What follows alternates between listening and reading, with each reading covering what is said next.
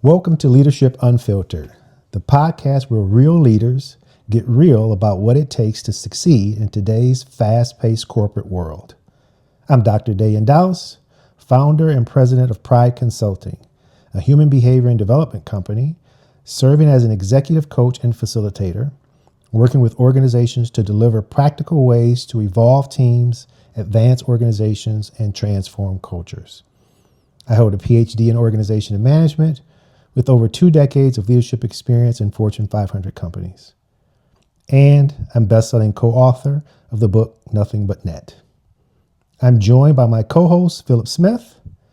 And Phillip is a seasoned technology executive with extensive experience leading large-scale engineering teams and driving digital transformation.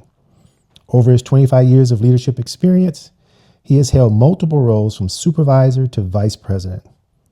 His personal brand is coder by blood, architect by trade, and leader by choice. Every episode will deliver real-world strategies, unfiltered advice, and the tools you'll need to take your leadership to the next level. Let's get started. All right. So today's topic is low performers and managing low performance in our team. And this is something you and I have talked about a lot over the years. Yes. And we definitely have tons to share. And for me, I tend to hit this hardest and hit this the most when I join a team. It's when I join a team, I'm typically joining to fix it because I am the fix-it guy. Yes. I get the call in my career, typically about once every 18 to 36 months.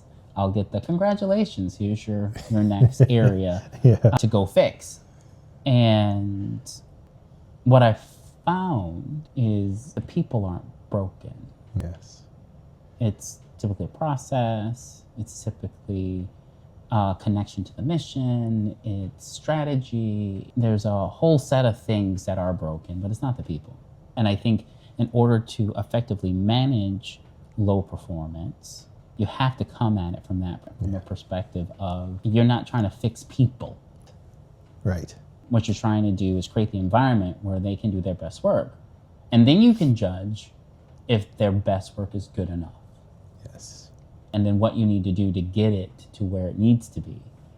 And so I find myself when I join a team, once I've sorted through all of those different pieces, and then you can really see performance, that you then start having those conversations with people, which need to be based in caring and very direct. Yes. 2 key points. You cannot sugarcoat it.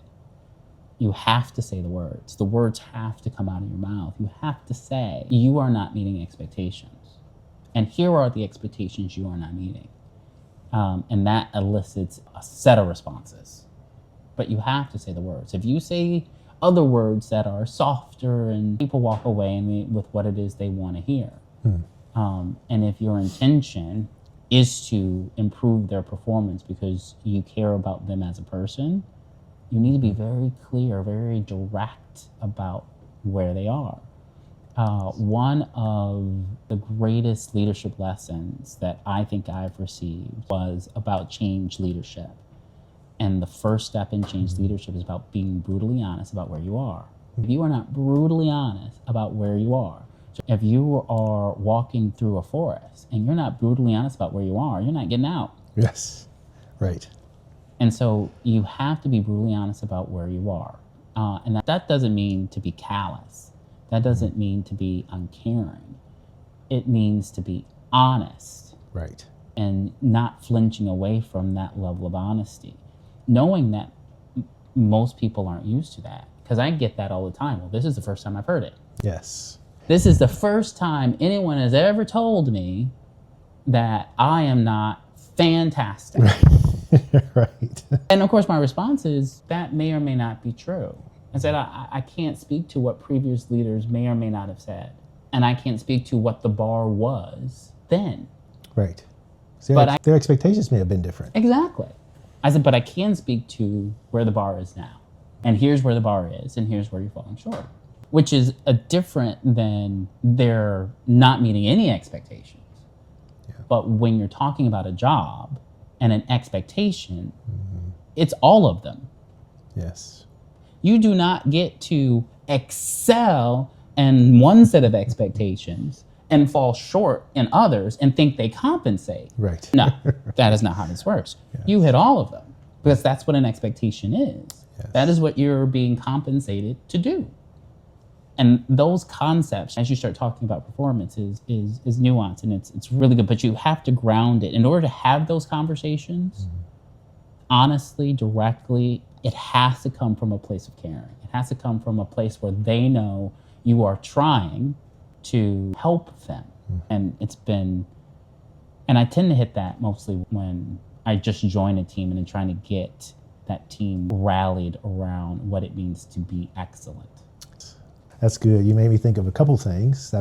We've both been on both, well, I don't know about your performance experience, but I've been on both sides of this, right? As a team member who was given feedback that I wasn't meeting expectations and thus a low performer. And I've been a leader having to have that conversation with my team where there's been people on my team that have not met expectations and were low performers. And so when I was given that feedback, my first thought is that I internalized that and it made me feel bad because everybody wants to believe they're doing a good job, they're working hard, but working really hard and meeting expectations are two different things. Yes. And so I was working really hard, but I still was missing the mark. And so sat down, got that feedback, and it hurt. But I was also reminded of a principle of leadership and feedback, which is feedback is a gift. Yes. And once I internalized what that meant, that it's a gift because it was there for me, then I took that feedback and really tried to do different. I had a choice at that point. Yes. I could stay where I was and point fingers and blame the environment and my leader and my team for what wasn't getting done. Or I could take that feedback and figure out what I was going to do. And so that was my lesson in improving my own performance. But I've also led teams with low performers, and I tried to do exactly what you pointed out. Always wanted to make sure my team knew I cared about them and that this feedback was not personal. I've had people cry during feedback because they were also hurt. Yes. And like you said, hearing this for the first time, what do you mean? I've been in this company multiple years. I've never heard this. And all of a sudden here you come and you're going to give me this feedback that I'm not performing. It hurts. But as a leader, I had to stay in that truth because that feedback was going to not only help that person, but it was going to help our team meet expectations, because if the whole team is not performing, it's hurting the organization, which if the organization is not performing, it is hurting the customer. Yes. And so having those difficult sometimes conversations and having people in full-blown tears. Yes. As a leader, you got to stand in that truth. I handed them some tissue. Yes. Give yourself a minute. I know where you are. I've been there too. I almost wanted to cry myself. So take your time, get yourself together. But we're going to finish this conversation because you and I are going to be in a different place. And then I'm going to work with you. My job is not to give you this feedback and leave you where you are.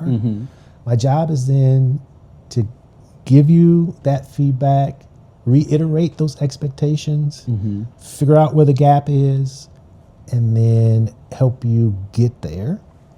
And that doesn't mean holding your hand. Yes. Right? Because there's some accountability here that you have to take. But know that I'm here and caring to help you. I'm not here to pass you off to another leader, because we've seen that happen, right? I don't want to deliver the hard message, so I'll pass my low performer on to somebody else. Not going to do that. We're going to work through this. My job is to get this team to be a high-performing team so we can meet the goals of the organization and deliver for our customers. And so it was a gift for me, that feedback, and having a strong leader who was willing. And I had been in the organization for years, right? And sometimes that's tough as a leader to deliver this message to somebody who is tenured. They've been around, they've seen and done a lot, and their expectation is, I'm going to get this high performance because I've been doing it for years. I've been doing this job for years. And what about when you go into a team and you're the newbie? Yes. And you've got people on your team that's been there for years, and they're like, who are you to tell me? Yes. I've been doing this job, and now you're going to tell me I'm not performing? But we have those teams, and we just have to be honest as leaders and stay in that truth. When you said around tenure and being part, so I've gotten so used to being the new guy because I'm the fix-it guy that I've forgotten about that. It's like, that's right. That is a reaction that happens. Who are you to tell me that I'm not performing and you just arrived? Yes. And so thank you for bringing that back to me, because it's and I just had this conversation with one of my directs, and what's tripping him up, he's struggling. Hard worker. Because when it comes down to those three, do they not have the desire to perform? Do they not have the capability to perform? Or do they not have the capacity to perform? Right. Has the desire, has the capacity, doesn't have the capability yet. And that's what we're working on. Yes. Because he has this fallacy that in order to lead, you have to have all of the information. And so his response to something struggling is to go get more information. Yes. And that is a trap. That is a fallacy. It is a trap, because your responsibility isn't to be the expert. Your responsibility is to lead. Right. And not to say that you should disregard information, absolutely not. But that your response has to be different as you transition from staff, individual contributor into a leadership role. That, and again, I work in the utility industry, so I'm surrounded by engineers, and they are data, they are information. And so that transition into leadership from an engineering role is really hard because you have to let that go. And so we were having this conversation, and he kept saying, well, I need to get more information. And my response was, let's say you have it. What are you going to do? Well, I will make a better choice. But if your choices are dependent upon how much information you have, you can never make a decision. Because there will always be an infinite amount of information you can go get. Yes. It's never ending. Yes. And so when you get into that analysis paralysis, which is driving that low performance, because he's not moving. Right. He's stuck. Not making any progress. And your job, you can't be stuck and lead. Right. You can't do that. And so he's working through that. But that brought to mind for me, that was a lesson that I learned long ago. And that I'm not dependent upon information in order to lead. Yes. And the conversations that I have, because expectations, right? When you set an expectation, are you hitting this expectation? That is independent of information. Right. Either you are or you aren't. Right. How much I know about a topic has little to do with whether or not you're hitting the expectation. Right. And my ability to hold you accountable has little to do with my expertise about the details of something. Now, I can't be completely green. Yes. I have to have some knowledge of the area. Yes. But whether or not something got done or didn't get done doesn't, my ability to do differential equations isn't dependent upon whether or not you did that differential equation. Right. Yes. And so but that's really that journey in terms of when you get that back to who are you? I've been here. I've done this. Yes. What right do you have to judge my performance? And it's not about my right at all. It's about whether or not you hit the mark. Right. And when you say it's not personal, it's not only not personal for them, but it's also not personal for you. Right. And that is so important to be able to pull that apart. Yes. So important to pull that apart. Yes. Yes. I was just coaching a leader and a performer, and two things were happening. They were passing the work of the low performer on to those performing. Oh. And where they didn't have the capacity to continue to load up the high performers with work, they were doing it themselves. Oh, been there. So been there.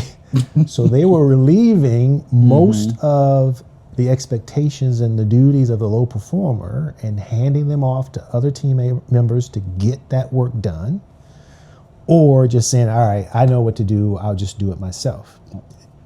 Neither of those things help the low performer or the team. Yes. Right? And so our coaching was around, well, how is that helpful? And who is that helpful for? They said, well, we just got to get the work done. I'll worry about that later. And I said, well, there's a lot of issues with the way you're addressing this low performer. One, you're not giving the low performer the feedback they need or the opportunity to improve. You are hurting the team and the high performers because they see how you're treating the low performer, and they're wondering to themselves, or they're probably having discussions amongst themselves and saying, well, why do we have that person on the team if I'm going to do their work? And then you lose trust with the team and some form of respect for you as a leader, because they're saying you're not doing your job. And they said, oh, well, I hadn't thought about that. And I said, and you don't have the capacity to do your team's work. And he was like, really, I don't. I said, so why are you doing that? He was like, again, we have to get the work done. And I said, that is a trap, right? You are avoiding holding your low performance accountable, and therefore you're actually slowing down your progress to get those deliverables done. When everybody is performing and that low performer can step up, things will run smoother, they will run faster, you can get more capacity to get things done, because now everybody on your team not only has the capability, but they understand what it means to be part of a team, that a good way to put that is we can only win together. Right? And if we're not all pulling on a rope in the same way, what is the saying? You're only as strong as your weakest link. Yes. Right?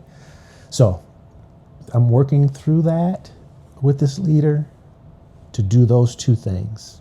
Help your team, help yourself, and help that low performer. And just that one, not holding that low performer accountable, is having ramifications throughout the team. And who knows what it's doing to the external teams that are dependent on that team and partnership when other people aren't performing and you're not doing anything to change that environment. So, and there's a way to have the work spread so that it gets done. And it's about having the conversation. Yes. So you have a team right now where there's varying levels of performance. Now, I've been working with this team for a while. So they have acclimated to my direct feedback around performance. yes. When you get to that place, what you're then able to do is say, you are struggling. And then they can say, yes, I'm struggling. Therefore, I'm going to give you some help. And so then I can tap a high performer to help the lower performer. Yes. And the high performer knows that they're being asked to help a low performer. Yes. And the low performer knows they're getting help because they're low performing. Yes. And so that way the work still gets done. Yes. And you're helping the low performer. I said, now learn how they do it. Yes. They're going to do, one, they're going to help you get it done, and they're going to coach you how they do it. Yes. And so there's transparency. So that way the high performer doesn't feel, oh, I just got dumped on because someone else over there isn't doing their job. Right. They know, I'm like, we're a team. Yes. And so there's multiple reasons why someone may be a low performer, and not that you need to share that with the high performer, but at least they know while they're carrying that extra weight. And then you get to have the conversation on the back end as the work is getting done for additional coaching opportunities. Yes. And so if you get to a place where you can have that honest, transparent feedback, you're able to distribute the work so the work gets done. without people walking away feeling used, which is what the high performers feel like, Yes. which can cause them to leave Yes. or cause their performance to drop. Yes. And you also get an opportunity to raise the low performers. And so I think that's an excellent point. I'm glad you said to not, because being transparent doesn't mean you're letting the high performer know they're dealing with a low performer and vice versa. You're not sharing performance information with your employees.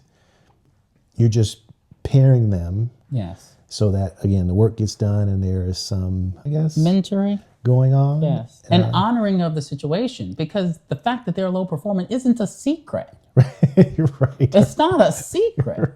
And so you want to honor without violating confidentiality. Yes. You want to honor the current situation that everyone knows. Yes. If you're the leader and you walk around, you don't know who the high performers are and the low performers are, and everyone's equal. Like, I love all my children the same. And so, but you have to honor the situation. Yes. And I want to circle back around because you were sharing about how feedback is a gift. And so years ago, I had a gentleman on my team.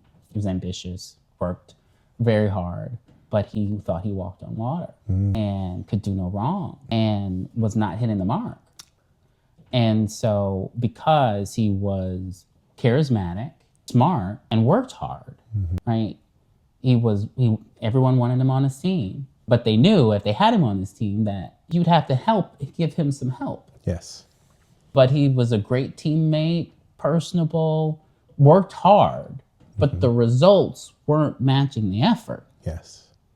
And so I started giving him that feedback. You're missing the mark here. And at first he went through well, that's not true. That denial kind of sets in. And then I said, well, here's the evidence. These are the facts of the matter. Yes. And so, and then it was, well, they didn't do this, and then they didn't do that. And so we're not debating the fact that this is true. Now you're pointing out that the reason why that is true has nothing to do with you.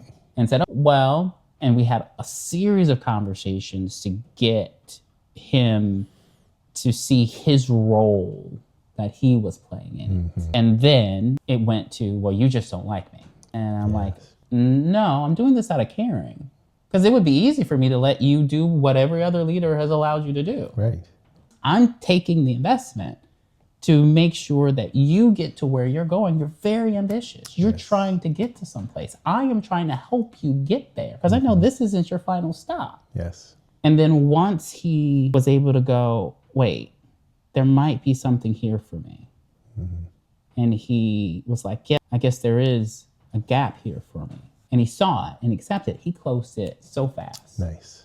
It took us 6 months to go from you are not meeting expectations. Again, you have to say the words. Yes. To you're right, I'm not meeting expectations. It took me 6 months. What did you do as a leader in those 6 months to help him close the gap? What are some of the...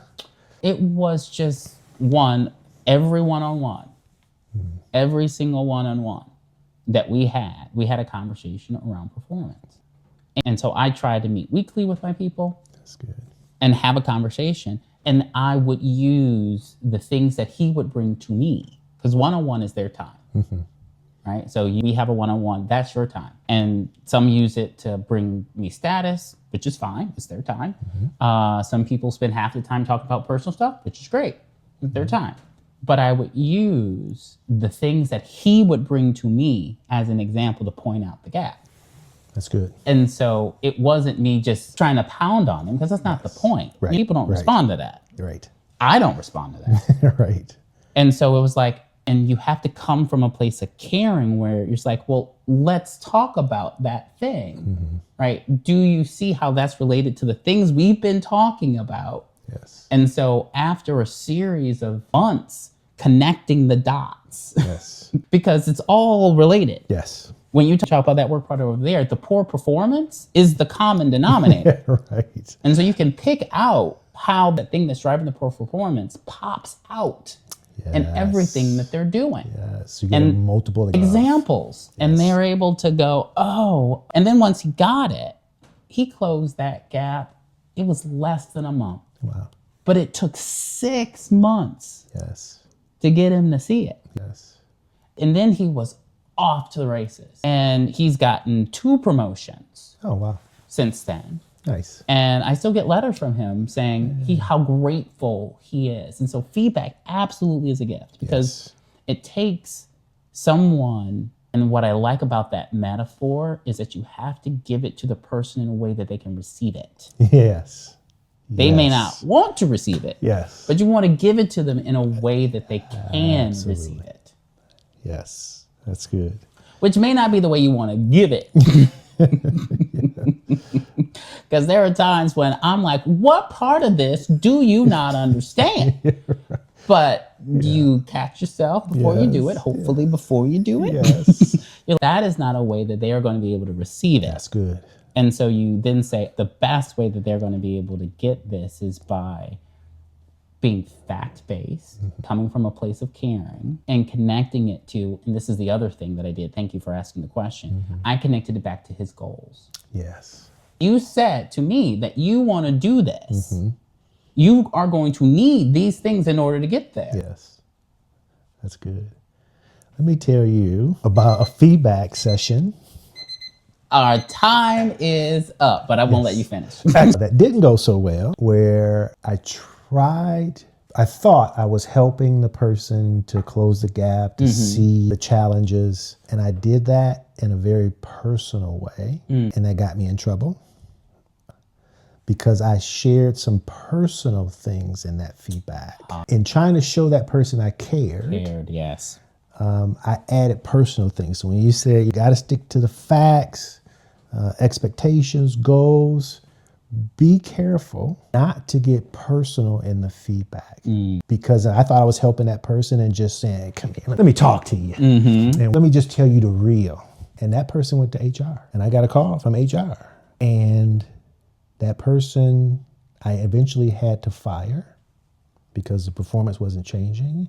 And that person put in a lawsuit and said that I had shared things with her that wasn't necessarily about her performance, and that I was the one holding her back, and that I was taking it very personal.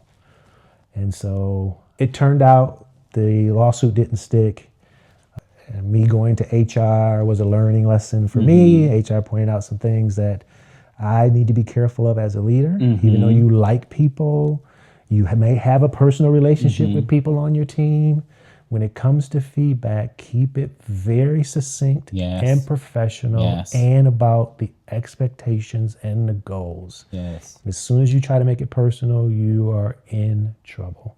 No matter how close you are or how friendly your relationship is with that person, you cannot carry that into a feedback session. So 100%. And although we didn't talk about it now, and we will at some point in time, but coaching and mentoring, professional development, and performance management are 3 separate things.